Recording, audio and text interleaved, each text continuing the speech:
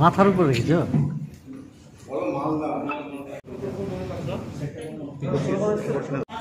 তারা কিন্তু ভ্যাকসিন নিয়ে নিয়েছে এবং আপনারা জেলায় জেলায় ডিএমকে রিকোয়েস্ট করবেন, যখন জেলায় জেলায় দেবে তখন আপনারাও নিয়ে নেবেন সবাই।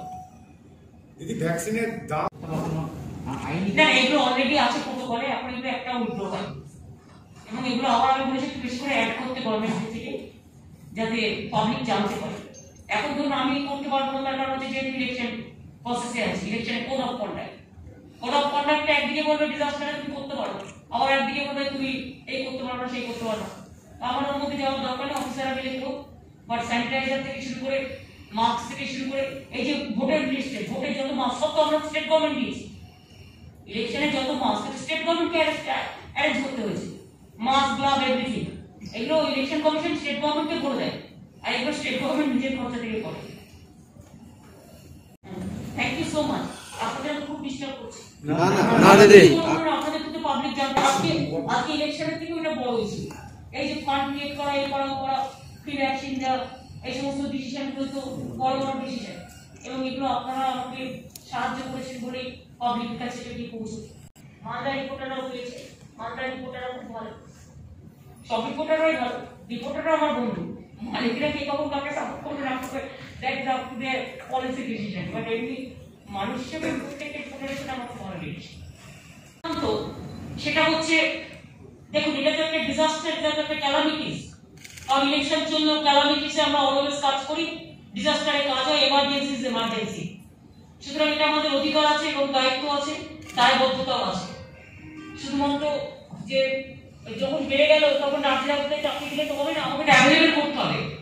অক্সিজেনের স্কেয়ারসিটি আছে এবং অক্সিজেনের স্কেয়ারসিটি আছে বলে দেখা হচ্ছে যদি কেউ অক্সিজেনকে হোর্ডিং করে রাখে বা যদি কেউ ইচ্ছা করে দাম বাড়িয়ে দেয়, সেটা যদি না করতে পারে সেদিকে নজর রাখার জন্য আমরা বলেছি অফিসারদের। আমাদের 100 কোটি টাকা ফাইন্যান্সে রাখা হয়েছে ইমিডিয়েট, যেটা কোভিড ভ্যাকসিন কিনবার জন্য একটা ফান্ড ক্রিয়েট করার জন্য ইমিডিয়েট 100 কোটি টাকার একটা ফান্ড কোভিড ভ্যাকসিন, যেটা ইউনিভার্সাল ভ্যাকসিনেশনের জন্য। আমি মনে করি আমরা ইতিমধ্যেই 93 লক্ষ লোককে ভ্যাকসিন দিয়েছি, 93 লক্ষ ভ্যাকসিন ইতিমধ্যেই আমরা দিয়েছি। তো 93 লাখ ডোজ দেওয়া হচ্ছে, 93 লাখ ডোজ দেওয়া মানে একটাতে ডাবল দিতে হয়। সুতরাং এটা যদি ডাবল হয়ে থাকে বা সিনিয়র হয়ে থাকে মিলেমিশে হয়েছে তো দুটো তো পড়ে যাবে না, এটা 1 কোটির কাছাকাছি আমরা ভ্যাকসিন দিয়েছি। এখন আমাদের যদি পরিবার হিসেবে ধরেন, ধরুন 10 কোটি মানুষ পরিবার হিসেবে ধরলে আমাদের হয়তো 2.7 বা সামথিং এরকম পরিবার হবে। এক্স্যাক্টলি আমি এই নাম্বারটা বলতে পারছি না, সরি, আর 2.5 তো হবে যদি আমি 10 কোটি নিয়ে ধরি। 10 কোটির মধ্যে 1 কোটি অলরেডি আমরা দিয়েছি, 93 লাখ। ইমিডিয়েট আমরা আরো 1 কোটি ইমিডিয়েট চাইছি সেন্ট্রাল গভর্নমেন্টের কাছে আমাদের সাপ্লাই করার জন্য। তাহলে সাপ্লাই করলে কি হবে, আমার 1 কোটি ডোজ পেয়েছি, আরো 1 কোটি ডোজ পেয়ে যাই, তার মানে এটা 2 কোটি হবে। আবার 2 কোটি দিতে দিতে দিতে দিতে তারপরে আবার নেক্সট এটা কমপ্লিট করে তখন আমরা বাজারটা বাজার থেকে কিনে নেবো বা এগার থেকে করে নেবো। তাহলে কিন্তু অনেকটা ডোজ ইউনিভার্সাল ভ্যাকসিনেশন এটা 5ই মে থেকে শুরু হবে, যেটা 18 বছর বয়স থেকে। এটা 5ই মে থেকে শুরু হবে, তার কারণ 2 তারিখে 2রা মে ইলেকশন আছে এবং এখন সবাই যেহেতু অনেক সেন্টার ইলেকশনের জন্য বুকড আছে বা অনেকে পাচ্ছে না বা অনেক জায়গা বুকড আছে, সেই জন্য আমাদের যেটা ইমিডিয়েট প্রয়োজন ছিল যে আমরা সেফ হাউস 200 এর মধ্যে ইতিমধ্যে করে ফেলেছি। এবং এবারে যেটা একটা ভালো জিনিস হয়েছে, একটা তো স্যাটেলাইট ফোনের মাধ্যমে কাউন্সেলিং হবে 24 আওয়ার্স। এটা পিজি হসপিটালকে দায়িত্ব দেওয়া হয়েছে, 17 জন ডাক্তার মিলে করবে এবং 70 জন ডাক্তার, এবং তারা কাউন্সেলিং করবে এবং তাতে 24 আওয়ার যাতে ফোনে অ্যাভেলেবেল হয় অডিও ভিজুয়াল, এগুলো ডিটেইলসে পাবলিককে অ্যাডভার্টাইজমেন্ট করে জানিয়ে দেওয়া হবে, তারা জানবে করতে। স্পেশাল অ্যাক্টস করা যা করা সেগুলো সমস্ত সরকারি সিদ্ধান্ত করবে, সরকারি অফিসাররা যা করা করবে। এখন যেটা হচ্ছে ইউনিভার্সাল ভ্যাকসিনেশনের জন্য যাচ্ছি, 100 কোটি টাকা নিয়ে ইমিডিয়েট ভ্যাকসিনেশন এর জন্য একটা ফান্ড তৈরি করা হয়েছে। প্লাস আগেও আমাদের অনেক মানুষ, সাধারণ মানুষ হেল্প করেছিলেন, অনেক কোম্পানি হেল্প করেছিলেন, তারা যদি আবার হেল্প করে তারা করতেই পারে, ওটা আলাদা। ওটা হচ্ছে গভর্নমেন্টের ডিরেক্ট ফান্ড, যেটা সেটা একদম আলাদা আছে। ফিউচার অগমেন্টেশন প্ল্যানও আমাদের আছে। আমরা সবাইকে বলবো যে আতঙ্কিত না হয়ে যেটা করতে হবে সেটা হচ্ছে আতঙ্কিত না হয়ে মানবিকতার হাত বাড়াতে হবে, এবং মানবিকতার হাত বাড়াতে হবে। যদি বেড একটা 3টে গ্রেড করছি আমরা এবিসি, সেফ হাউসে ধরুন যে এ গ্রেড যা সিরিয়াস তাকে সঙ্গে সঙ্গে হসপিটালে নিয়ে যাও। 2 যা সিরিয়াস নয় মাইল্ড সে বাড়িতেও থাকতে পারে, সেফ হাউসেও থাকতে পারে, তাদের আমরা বি গ্রেড করছি। সি গ্রেড যারা তো কোনো মানে বাড়িতে জায়গা নেই বা কোনো অসুবিধা আছে তারা ভর্তি হতে যায় হসপিটালে। সিরিয়াস পেশেন্ট না নিয়ে অন্যান্য বেড যেটা প্রয়োজন নেই সেটা দখল করে রাখার কোনো প্রয়োজন নেই। আমরা বলছি যার প্রয়োজন তার জন্য বেডটা রাখা হোক, যার প্রয়োজন নেই তারা সেফ হাউসে থাকুক, বাড়িতে আইসোলেশনে থাকুক, কাউন্সিলিং নিক।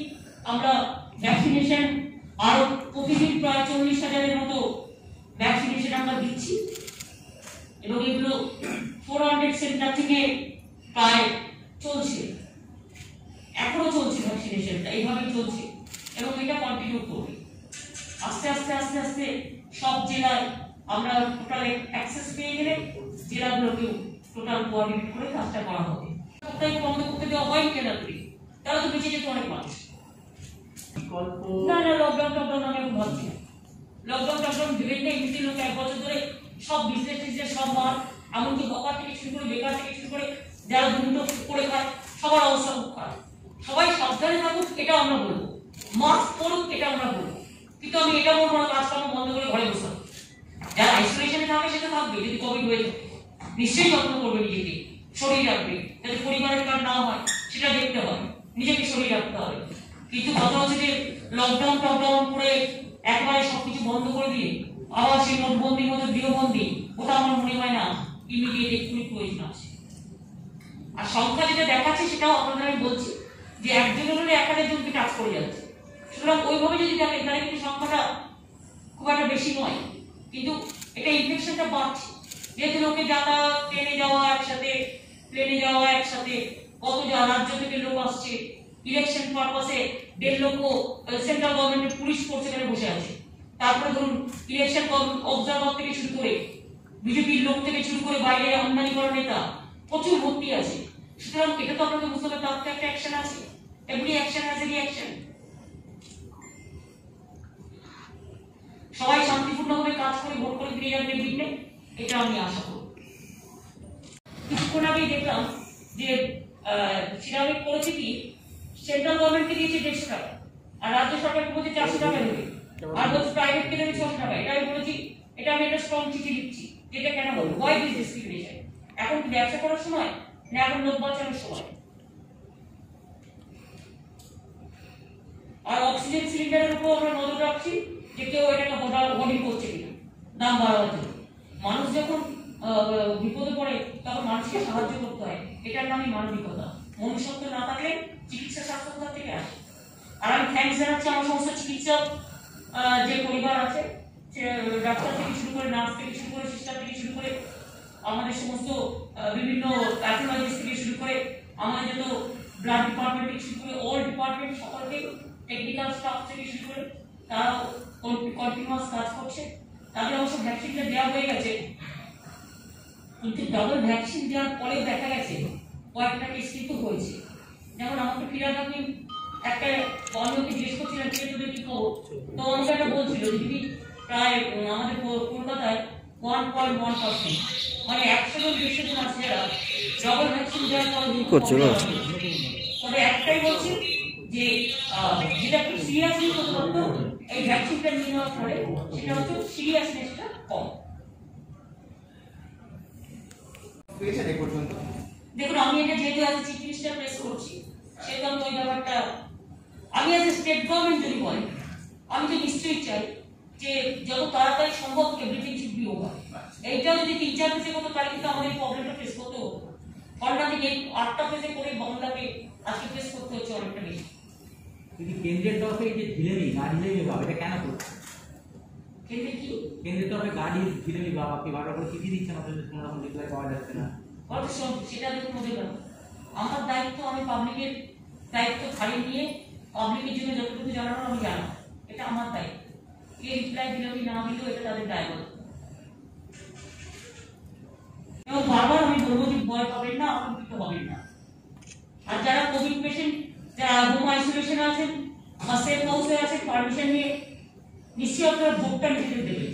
তবে আমি ইলেকশন কমিশনকে নিশ্চয় করবো কোভিড পেশেন্টদের জন্য তাদের তো একটা 6টার সময় ভোট দেওয়ার ব্যাপার আছে, কিন্তু যারা হসপিটালাইজ হচ্ছে বা যারা ধরুন ভোটটা দিতে চায়, যেহেতু এই সময় হয়েছে, আমরা যারা হসপিটালে আছে সিরিয়াস পেশেন্ট তারাও যদি ভোটটা দিতে চায় বা মাইল্ড পেশেন্ট যদি কেউ হসপিটালে থাকে, তাদের পোস্টাল ব্যালট অ্যালাউ করা উচিত বলে আমি মনে করি। সেটা ঠিকমতো কি কায়দা করে করবে না করবে এটা ইলেকশন কমিশন জানে, বাট আমরা একটা রিকোয়েস্ট করবো, কারণ এখন দেখেছি আমি 80 ওপর যাদের বয়স তাদের বাড়ি থেকে পোস্টাল ব্যালট কালেকশন করা হচ্ছে, সুতরাং যারা চাইছে। সুতরাং এক্ষেত্রেও ধরুন আমার 51,000 যদি হোম আইসোলেশনে থাকে তারা হয়তো দেবে, কিছু 7,500 আমার যেটা পেশেন্ট আছে এখন হসপিটালে ভর্তি, বিভিন্ন জায়গায় ভর্তি, হয়তো সে ভোটটা দিতে পারে, কিন্তু হয়তো তার একটু অক্সিজেন স্যাচুরেশন কম আছে, তাই হয়তো সে ভর্তি হচ্ছে। এটাই। সুতরাং এই সিদ্ধান্তগুলো আমরা নিজেদের মধ্যে নিচ্ছি এই কারণে যে এমার্জেন্সি আমরা কোভিডের সাথে লড়াই করতে একটু মানে পেছপা হবো না, এবং আমরা মনে করি এটা একটা ঝড় থেমে যাবে একদিন, এটা আমি বিশ্বাস করি। আগেবারও ঝড় আমরা সামলেছি, এবারে ঝড়টা একটু বেশি উঠেছে, তার কারণ অনেক লক্ষ লোক বাংলায় রয়ে গেছে এবং তাদের তো একটা সবকিছু চালু আছে, সুতরাং তার তো একটা এফেক্ট করবে এবং সারা দেশে যেভাবে বেড়ে গেছে, সুতরাং সংখ্যাটা নিয়ে ভাববেন না। এটা এতটাই ইনফেকশন মানে এতটাই টাফি যে একজন পুলিশ কনস্টেবলের বলে তার পুরো ব্যাকটেরিয়া নেই, যদি টোটালটা করে তাহলে 1000 জনের হয়। সুতরাং নাম্বার নিয়ে ভয় পাওয়ার কোনো কারণ নেই, এটা হচ্ছে রোগটা যাতে ভালো হয়ে যায় সেদিকটা দেখতে হবে, যাদের কোনো রকম প্রবলেম আছে তারা নিজেদের টেক কেয়ার করবে। আমি প্রথমেই বলি যে আমি মালদায় আছি, কিন্তু মালদায় থাকলেও আমি টাইম টু টাইম গভর্নমেন্টের সাথে মানে গভর্নমেন্ট অফিসারদের সাথে কনসাল্ট করি, এবং বিশেষ করে আজকে Covid is my priority area, election চলছে, ইলেকশনের মিটিং করেও সারাদিন আমি এই কাজটা করি। এবং আমির বাড়ি এভাবেই আমরা ঝড় সামলেছিলাম, এবারও বিশ্বাস আমরা ঝড় সামলাবো, কিন্তু সবাইকে একটু সতর্ক থাকতে হবে। আমরা ইতিমধ্যে এটা সিদ্ধান্ত নিয়েছি যে পেশেন্ট যাতে গেলে যদি সেই হসপিটালে জায়গা নাও থাকে, তারা যদি তাদের পরিচিত অন্যান্য হসপিটালের সাথে যোগাযোগ করে সিরিয়াস পেশেন্টগুলো ভর্তি করার ব্যবস্থা করে দেয়। সেটা নিয়ে প্রাইভেট হসপিটাল থেকে শুরু করে সরকারি হসপিটাল থেকে শুরু করে প্রাইভেট ও প্রাইভেট হসপিটাল আছে যাদের সাথে আমাদের যোগাযোগ হয়েছে এবং আমরা যুক্ত করেছি কোভিডে। একটা হচ্ছে পেশেন্ট যাতে ফিরে না যায়, দ্বিতীয়ত হচ্ছে আমরা এবার যেটা করেছি অনেকগুলো সেফ হাউস আমরা বিভিন্ন হাসপাতালের সাথে যুক্ত করেছি, অনেকগুলো সেফ হাউস যুক্ত করেছি। এখন আমাদের 11,000 বেড আছে এবং এই বেডটা দুদিনের মধ্যে 13,000 হয়ে যাবে গভর্নমেন্ট হসপিটালে, প্রাইভেট হসপিটালে বেডও আছে। এর মধ্যে আমাদের পেশেন্ট আছে এখনো পর্যন্ত আপনাদের আমি বলি 7,000 সামথিং, পুরো ফিগারটা যদি বলি তাহলে আমাদের এখন পেশেন্ট ভর্তি আছে 6,793 জন, আর নাম্বার অফ কেস হোম আইসোলেশনে আছে এটা হচ্ছে 51,593 জন। আমাদের গভর্নমেন্ট হসপিটালে পেশেন্ট আছে 3,888 জন এবং প্রাইভেট হসপিটালে আছে 2,905 জন। এইটা নিয়ে হসপিটাল কেস প্রাইভেট গভর্নমেন্ট নিয়ে 6,793 জন আছে এবং আমরা 80টা প্রাইভেট হসপিটাল আমরা নিয়েছি with 7,326 oxygen beds, CCU, HDU এগুলো সমস্ত মিলিয়ে করেছে। কোভিড হসপিটাল অপারেটিং ট্রিটমেন্ট এটা 70টা, তাদের বেড সংখ্যা আস্তে আস্তে বাড়ছে, আরো বাড়ছে, আরো 2-3 দিনের মধ্যে আরো অনেক বেড বেড়ে যাবে। 24 তারিখে আমার দেখা হবে, কালকেও মিটিং আছে, মিটিং করে বেরিয়ে যাবো কালকে। সেই জন্য আজ আপনাদের আমি বলেছিলাম আমি আবার আসবো, তাই আজকে আপনাদের সাথে আমার দেখা হলো। Thank you so much for your cooperation, এবং আবার আমি 24 তারিখে মালদায় একবার আসবো, তখন প্রয়োজন পড়লে বলবো, কত কেউ কম কিনা জানি না, কিন্তু আপনারা অনেকটাই হেল্প করছেন ব্যাপারে, সেই জন্য আমি প্রাইম মিনিস্টারকে লিখবো। তার কারণ আমি দেখেছি, আমি কতগুলো টুইট দেখেছি এক্ষুনি কিছুক্ষণ আগে, যে 150 টাকা যেটা সেন্ট্রাল গভর্নমেন্ট দেওয়া হতো সেটা 400 টাকা করে দিয়েছে স্টেট এবং প্রাইভেট টেকগুলি যে 600, তো প্রাইভেটকেই বা 600 করে গেল। আমার মনে হয় there should not be any discrimination. এবং এখন যখন এটা বেশি প্রয়োজন, ইমার্জেন্সি, তখন মানুষকে সাহায্য দেওয়া উচিত না ব্যবসা করা উচিত? কোনটা? যে কোনো একটা করুন।